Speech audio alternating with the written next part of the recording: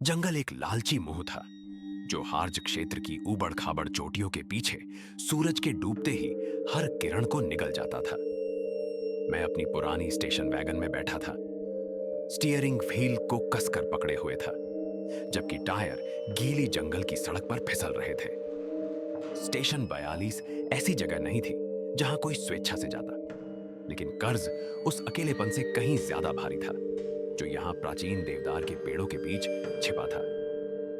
जब मैं आखिरकार खुले मैदान में पहुंचा तो मौसम स्टेशन इस प्राचीन जंगल में एक बाहरी वस्तु जैसा लग रहा था।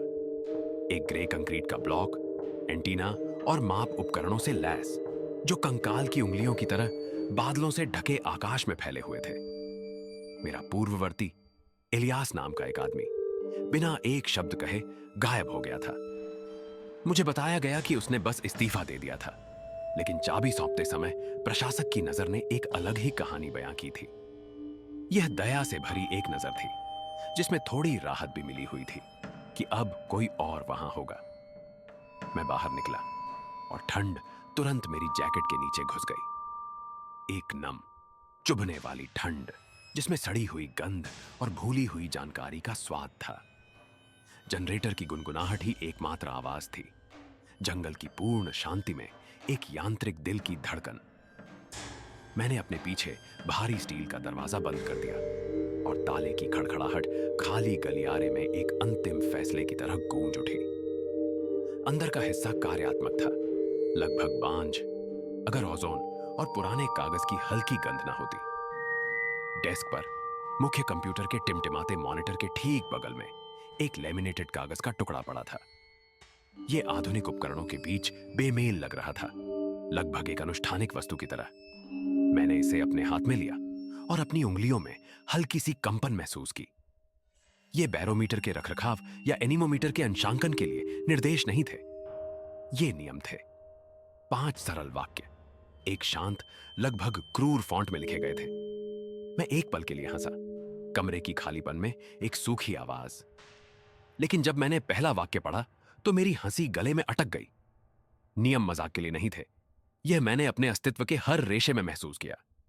पहला नियम कहता था, यदि बैरोमीटर अचानक 960 मिलीबार से नीचे गिर जाता है, मैं जबकि आकाश में एक भी बादल ना हो, तो तुरंत सभी मॉनिटर बंद कर दें और अपनी पीठ दीवार से सटाकर बैठ जाएं। मैंने दीवार पर लगे कांच के उपकरण को घूरा। सुई थोड़ी कांप रही थी, लेकिन 1012 मिलीबार पर स्थिर थी। बाहर घोर अंधेरा था, हवा थम गई थी और पेड़ इमारत के चारों ओर पहरेदारों की तरह स्थिर खड़े थे।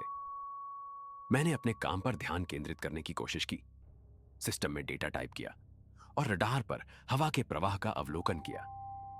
लेकिन मेरी नजर बार बार लेमिनेटेड शीट पर जा रही थी। ये नियम किसने लिखे थे और वे इतने जरूरी क्यों लग रहे थे? क्यों लग रहे? स्टेशन में सन्नाटा फैलने लगा, गाढ़ा और भारी हो गया। ढांचे में हर छोटी सी दरार, हीटिंग पाइपों का ठंडा होना अंधेरे में एक कदम की तरह लग रहा था। मैंने अपने लिए एक कॉफी बनाई। मशीन खतरनाक रूप से जोर से गड़गड़ा रही थी। मुझे ऐसा महसूस हुआ जैसे कोई मुझे देख रहा है, किसी व्यक्ति द्वारा नहीं, बल्कि स्वयं वातावरण द्वारा। जब मैं वापस डेस्क पर बैठा तो मैंने मॉनिटर पर एक हलचल देखी। बारिश के रडार पर एक प्रतिध्वनि। यह गोलाकार था, पूरी तरह से सममित था और यह हवा के साथ नहीं चल रहा था, यह धड़क रहा था। मेरी दिल की धड़कन तेज हो गई। मैंने बैरोमीटर पर एक नजर डाली। सुई हिल रही थी, धीरे धीरे नहीं, बल्कि एक झटकेदार, अप्राकृतिक लय में। 1980, 970। मैंने अपनी सांस रोक ली। सुई 960 के निशान से नीचे गिर गई और आगे गिरती चली गई, जैसे कि अब कोई प्रतिरोध ना हो। खिड़की से एक नजर ने मुझे असंभव की पुष्टि की। आकाश तारों से भरा था, हवा का एक झोंका भी नहीं चल रहा था। बिना सोचे समझे मैंने मॉनिटर बंद कर दिए। कमरे में अंधेरा अचानक और पूर्ण था। मैं ठंडी कंक्रीट की दीवार के सहारे टटोलता हुआ फर्श पर फिसल गया। मेरी पीठ कठोर पत्थर से सटी हुई थी, जबकि मैंने अपनी कनपटी में खून को धड़कते हुए सुना। खामोशी में मैंने उसे सुना, एक ऐसी आवाज जो वहां की नहीं थी, एक ऊंची, धातुई गूंज जो सीधे हवा से आती हुई लग रही थी। यह मेरे दांतों में, मेरी हड्डियों में कंपन कर रही थी। और फिर फुसफुसाहट आई। यह कोई ऐसी भाषा नहीं थी जिसे मैं जानता था, लेकिन मैं इरादा समझ गया। यह ध्यान आकर्षित करने की कोशिश कर रहा था। यह एक नजर की तलाश में था। मैंने अपनी आंखें बंद कर ली और अपने कान बंद कर लिए, जब तक कि गूंज एक गहरी गड़गड़ाहट में बदल गई और अंततः पूरी तरह से गायब हो गई। जब मैंने अपनी आंखें फिर से खोली तो स्टेशन एक हल्के नीले प्रकाश में डूबा हुआ था। बैरोमीटर फिर से 1012 मिलीबार पर था। मैं पूरे शरीर में कांप रहा था। पसीना मेरी पीठ पर बह रहा था। यह कोई मौसम संबंधी घटना नहीं थी, यह एक चेतावनी थी। मुझे दूसरा नियम याद आया। सुबह 3 बजे से 3:15 के बीच स्टील के दरवाजे पर खरोंच को अनदेखा करें। यह हवा नहीं है। मैंने रेडियो पर डिजिटल घड़ी देखी। 2:58 बजे। समय धीमा होता जा रहा था। हर सेकंड डर के सागर में एक दर्दनाक बूंद। मैं मेज पर बैठ गया और दरवाजे को घूरने लगा। यह विशाल था, प्रबलित स्टील से बना था, जिसे भारी तूफानों का सामना करने के लिए डिजाइन किया गया था। ठीक 3 बजे यह शुरू हुआ। पहले यह सिर्फ एक हल्की खरोंच थी, जैसे कोई छोटा जानवर अंदर आने की कोशिश कर रहा हो। लेकिन यह तेज होता गया। अब यह धातु पर नाखूनों की तरह लग रहा था, लंबा, लयबद्ध और अथक। फिर खरोंच एक चीरने में बदल गई। ऐसा लग रहा था जैसे कोई नंगे हाथों से स्टील को फाड़ने की कोशिश कर रहा हो। दरवाजा कब्जों में कांप रहा था। मैंने अपनी कॉफी के कप को कसकर पकड़ लिया। तनाव से मेरी उंगलियों के पोर सफेद पड़ गए थे। बाहर से एक आवाज आई। यह पतली, विकृत थी, जैसे बहुत दूर से आ रही हो। मुझे अंदर आने दो, यहां बाहर बहुत ठंड है। मैं सूची भूल गया। मेरी सांस रुक गई। आवाज इलियास जैसी लग रही थी, मेरा पूर्ववर्ती। लेकिन इलियास चला गया था। आवाज और अधिक तीव्र, याचनापूर्ण हो गई। मुझे पता है कि तुम वहां हो। मैं तुम्हारा दिल सुन सकता हूं। यह इतनी जोर से धड़क रहा है। कृपया बस 1 मिनट। खरोंच एक क्रोधित हथौड़े में बदल गई। पूरा स्टेशन कांप रहा था। मैंने अपनी आंखें बंद कर ली और अपने दिमाग में नियमों को प्रार्थना की तरह दोहराया। इसे अनदेखा करो। यह वास्तविक नहीं है। यह इलियास नहीं है। सुबह 3:15 बजे यह अचानक बंद हो गया। इसके बाद की खामोशी शोर से भी बदतर थी। यह मांग कर रहा था, जैसे कि जंगल मेरे गलती करने का इंतजार कर रहा हो। मैंने दरवाजे पर जाकर जासूसी से देखने की हिम्मत नहीं की। मुझे पता था कि वहां कुछ भी नहीं होगा जिसे एक इंसान की आंख सहन कर सके। तीसरा नियम सबसे सूक्ष्म था, लेकिन शायद सबसे क्रूर भी। यदि आप जंगल से अपना नाम सुनते हैं तो जवाब न दें, चाहे आवाज कितनी भी परिचित क्यों न लगे। यह एक चारा है। मैंने पिछले कुछ महीनों के लॉगबुक को देखकर खुद को विचलित करने की कोशिश की। इलियास की लिखावट शुरू में स्पष्ट और सटीक थी, लेकिन अंत तक प्रविष्टियां अव्यवस्थित हो गईं। वे रोशनी से नफरत करते हैं, एक पृष्ठ पर लिखा था, जो कॉफी के दाग और कुछ गहरे रंग से ढका हुआ था। वे बिजली के मरने का इंतजार कर रहे हैं। मैंने मुश्किल से निकला। बाहर अब वास्तव में बारिश होने लगी थी। स्टेशन की सपाट छत पर एक हल्की सी गड़गड़ाहट।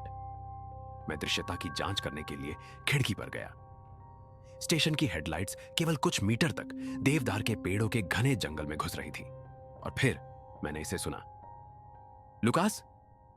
यह मेरी मां की आवाज थी, कोमल, चिंता से भरी, ठीक वैसे ही जैसे वह मुझे हमेशा बुलाती थी जब मैं बच्चा था और देर से घर आता था। लेकिन मेरी मां 3 साल पहले मर चुकी थी। आवाज इतनी वास्तविक, इतनी शारीरिक थी कि मैं लगभग उछलकर दरवाजे की ओर भागा होता। लुकास, बाहर आओ, मैं तुम्हें ढूंढ रही थी। यहां बहुत अंधेरा है। मेरी आंखों में आंसू आ गए। इस भ्रम की क्रूरता ने मेरा गला घोंट दिया। आवाज अब एक साथ कई जगहों से आ रही थी, जैसे कि कुछ अविश्वसनीय गति से स्टेशन के चारों ओर घूम रहा हो। लुकास, तुम जवाब क्यों नहीं देते? क्या तुम्हें डर लग रहा है? आवाज बदल गई, गहरी हो गई। उसमें घिसते हुए पत्थर का एक स्वर आ गया। मैंने अपने हाथों को मेज पर दबाया जब तक कि किनारे मेरी त्वचा में नहीं कट गए। मैं जवाब नहीं दूंगा। मैं इस चीज को मुझ पर कोई शक्ति नहीं दूंगा। जंगल इमारत पर दबाव डाल रहा था। देवदार के पेड़ों की शाखाएं खिड़कियों के सुरक्षात्मक शीशे से चाबुक की तरह टकरा रही थी। लुकास! चीख इतनी तेज थी कि शेल्फ पर रखे गिलासों में से एक टूट गया। फिर से खामोशी छा गई। केवल बारिश, जो अब तेज हो गई थी, स्टेशन पर बरस रही थी। चौथा नियम एक तकनीकी था। अपनी आंखें बंद कर लो। यदि रडार एक प्रतिध्वनि दिखाता है जो हवा से तेज चलती है, यह तुम्हें देखता है जब तुम इसे देखते हो। मैं मॉनिटर पर लौट आया। बाहर का तूफान अब आधिकारिक तौर पर एक तूफान था। हवा की गति 120 किलोमीटर प्रति घंटा तक पहुंच गई थी। रडार हरे और पीले रंग का एक उलझा हुआ पैटर्न था। बारिश के मोर्चे स्क्रीन पर भूतिया सेनाओं की तरह घूम रहे थे। अचानक दृश्य क्षेत्र के किनारे पर एक छोटा चमकीला सफेद बिंदु दिखाई दिया। यह मोर्चे के साथ नहीं चल रहा था। यह हवा की दिशाओं को पार कर रहा था, ऐसी गति से जो किसी भी झांत उड़ने वाली वस्तु को पीछे छोड़ देती। वह सीधे स्टेशन के निर्देशांकों की ओर बढ़ रहा था। मुझे अपनी गर्दन के पिछले हिस्से में झुनझुनी महसूस हुई, एक विद्युत तनाव जिसने मेरे हाथों के बाल खड़े कर दिए। मेरी उंगली बंद करने वाले स्विच पर मंडरा रही थी, लेकिन जिज्ञासा, बुराई को देखने की वह शापित मानवीय इच्छा ने मुझे रोक रखा था। बिंदु अब लगभग केंद्र में था। मैंने देखा कि स्क्रीन पर एक आकृति उभर रही थी जो स्वयं अंतरिक्ष का एक विरूपण था। उस क्षण मुझे नियम का अंत याद आया। जब तुम उसे देखते हो तो वह तुम्हें देखता है।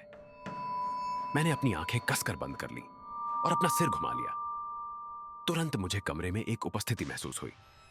यह कोई गंध नहीं थी, कोई आवाज नहीं थी, बल्कि मेरी त्वचा पर एक दबाव था, जैसे कोई बर्फीली उंगली से मेरे चेहरे के ठीक ऊपर से गुजर रहा हो। हवा इतनी ठंडी हो गई कि मेरी सांस सफेद बादलों में जम गई। मैंने एक क्लिक की आवाज सुनी, जैसे फर्श पर हजारों छोटे कीड़ों के पैरों की आवाज। यह मेरे ठीक सामने था। मैं महसूस कर सकता था कि यह मुझे पढ़ रहा था, जैसे यह मेरे डर को सूंघ रहा था। मेरा दिल इतनी तेजी से धड़क रहा था कि मुझे डर था कि यह मेरी छाती में फट जाएगा। मैं तुम्हें नहीं देखता, मैंने फुसफुसाया। मेरी आवाज मुश्किल से एक सांस से ज्यादा थी। तुम यहां नहीं हो। क्लिक की आवाज तेज और अधिक आक्रामक हो गई। मेरे मुंह में एक धातु का स्वाद फैल गया। फिर जितनी अचानक यह आया था, दबाव कम हो गया। गर्मी धीरे धीरे कमरे में लौट आई। जब मैंने अपनी आंखें खोली तो मॉनिटर काला था। यह सिर्फ बंद नहीं था, इसका आवरण पिघल गया था, जैसे कि यह अत्यधिक गर्मी के संपर्क में आया हो। फिर वही हुआ जिसकी 5वें नियम ने चेतावनी दी थी। बिजली चली गई। यह कोई साधारण झिलमिलाहट नहीं थी, कोई शॉर्ट सर्किट नहीं था। यह ऐसा था जैसे किसी ने वास्तविकता को ही बंद कर दिया हो। जनरेटर की लगातार गूंज, जिसने पिछले कुछ घंटों से मुझे झूठी सुरक्षा का एहसास कराया था, शांत हो गई। खामोशी पूर्ण और दमनकारी थी। मैं इतनी घनी अंधेरे में बैठा था कि मैं अपनी हथेली भी नहीं देख पा रहा था। 5वां नियम था, यदि बिजली चली जाती है तो तहखाने में जाओ और किसी भी परिस्थिति में लाल हैच को मत खोलो, चाहे ऊपर कुछ भी हो। वहां तब तक रहो जब तक सूरज ना निकल जाए। मैंने डेस्क पर टॉर्च के लिए टटोला, लेकिन मेरी उंगलियों को केवल खाली जगह मिली। घबराहट मुझ में बढ़ गई। एक ठंडी काली बांड। मुझे पता था कि तहखाने का दरवाजा कहां था। 10 कदम सीधे, फिर बाईं ओर। मैं एक अंधे व्यक्ति की तरह चल रहा था, अपने हाथों को आगे बढ़ाकर टटोल रहा था। हर कदम ऐसा लग रहा था जैसे मैं एक खाई में कदम रख रहा हूं। मैं दरवाजे तक पहुंचा। लोहे का भारी हैंडल बर्फीला ठंडा था। मैंने इसे खोला और खड़ी सीढ़ियों से नीचे गिर गया। तहखाने में नम मिट्टी और डीजल की गंध आ रही थी। मैं रेलिंग के सहारे टटोलता हुआ चला जब तक मैं चिकनी कंक्रीट के फर्श तक नहीं पहुंच गया। कहीं ना कहीं यहां लाल हैच होना चाहिए। मेरा पैर किसी धातु की चीज से टकराया। मैं घुटनों के बल बैठ गया और फर्श को टटोला। वह वहां थी, एक गोल स्टील का ढक्कन, एक भारी कुंडी के साथ। मैं उस पर बैठ गया। मेरा पूरा शरीर थकान और आतंक से कांप रहा था। मेरे ऊपर अब असली दुस्वप्न शुरू हो गया था। मैंने सुना कि भूतल पर भारी स्टील का दरवाजा अपने कब्जों से उखड़ गया था। फूटते हुए धातु और टूटती हुई लकड़ी की आवाज सीढ़ियों से गूंज रही थी। फिर मैंने कदमों की आहट सुनी। वे इंसानी कदम नहीं थे। ये एक भारी गीली घसीट थी, जिसके साथ एक लयबद्ध खटखटाहट थी, जैसे कोई हड्डियों से भरा भारी बोरा जमीन पर घसीट रहा हो। स्टेशन में कुछ था, कुछ ऐसा जो इस पल का इंतजार कर रहा था। ऊपर की चीज ने हंगामा करना शुरू कर दिया। मैंने फर्नीचर के टूटने की आवाज सुनी। महंगे उपकरण दीवारों से टकरा रहे थे। एक अमानवीय चीख हवा में गूंज उठी।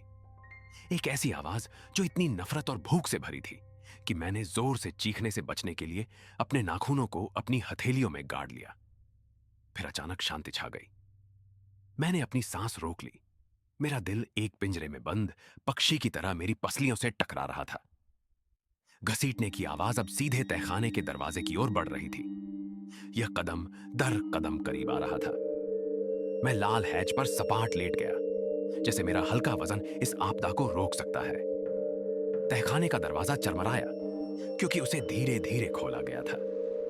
मैंने कुछ नहीं देखा, लेकिन मैंने महसूस किया कि वह चीज सीढ़ियों के ऊपर खड़ी थी। गंध अब बहुत तेज थी। सड़े हुए मांस, ओजोन और एक गहरी कब्र की नम मिट्टी का मिश्रण। लुकास, उसने फुसफुसाया। इस बार यह कोई जानी पहचानी आवाज नहीं थी। यह हजारों आवाजों का एक बेसुरा शोर था, सभी एक साथ, आतंक का एक बेसुरा कोरस। लुकास, हम जानते हैं कि तुम नीचे हो। हैच तुम्हें नहीं बचाएगा, कुछ भी तुम्हें नहीं बचाएगा। मैंने उसे सीढ़ियों से नीचे आते सुना। हर कदम एक मौत की सजा। मैंने अपनी आंखें बंद कर ली और अपनी सांस पर ध्यान केंद्रित किया। अंदर, बाहर, अंदर, बाहर। वह उपस्थिति अब मेरे ठीक सामने थी। मैंने अपनी गर्दन पर एक नम ठंडक महसूस की। कुछ लंबा, धागे जैसा मेरे गाल को छू रहा था। यह ऐसा था जैसे बर्फ की एक मकड़ी मेरी त्वचा पर रेंग रही हो। मैंने अपने होंठ काट लिए जब तक खून नहीं निकला, ताकि मैं होश न खो दूं। हैच खोलो, आवाज ने फुफकारा। वहां नीचे सुरक्षित है, वहां नीचे रोशनी है। क्या तुम इसे नहीं देखते? वास्तव में मैंने हैच के किनारे के नीचे एक हल्की लाल चमक देखी। यह एक गर्म, आमंत्रित प्रकाश था जो सुरक्षा और आराम का वादा करता था। मेरा दिमाग मुझे बोल्ट खोलने, खुद को गहराई में फेंकने, तहखाने के आतंक से दूर जाने के लिए चिल्ला रहा था। लेकिन नियम स्पष्ट था, किसी भी परिस्थिति में लाल हैच न खोले। मैंने ठंडी स्टील की हैंडल को कसकर पकड़ लिया, लेकिन उसे खोलने के लिए नहीं, बल्कि उसे पकड़े रहने के लिए।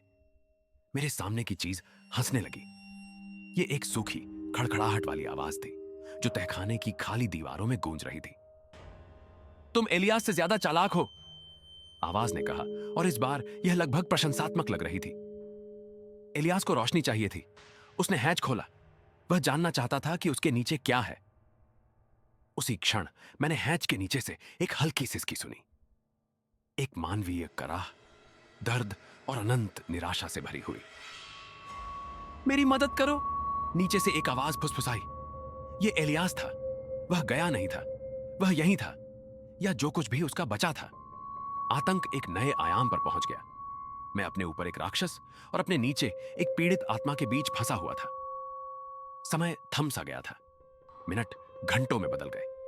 तहखाने में वह प्राणी गायब नहीं हुआ। वह वहीं रहा, अंधेरे में बैठा मुझे देखता रहा। कभी कभी वह मुझे फुसफुसाकर बातें बताता था।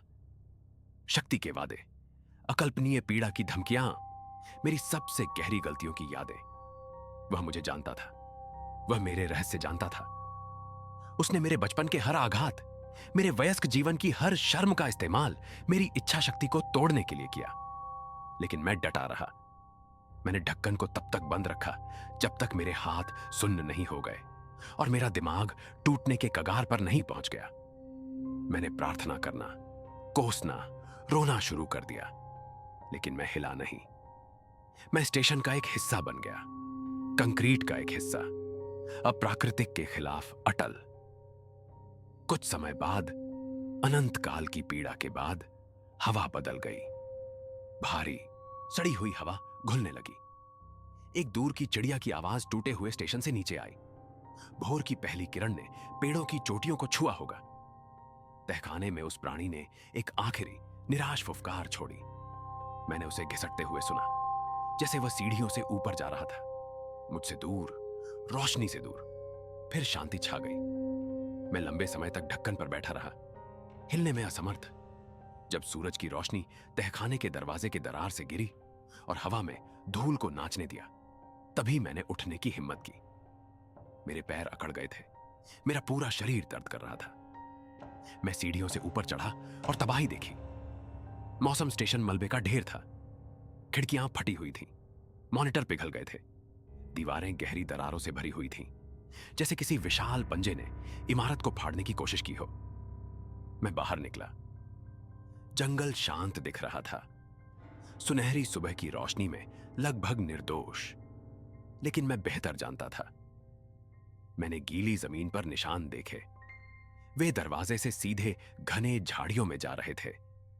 वे पैरों के निशान नहीं थे, वे घिसटने के निशान थे, जैसे किसी विशाल चीज ने अपने शरीर को कीचड़ में घसीटा हो।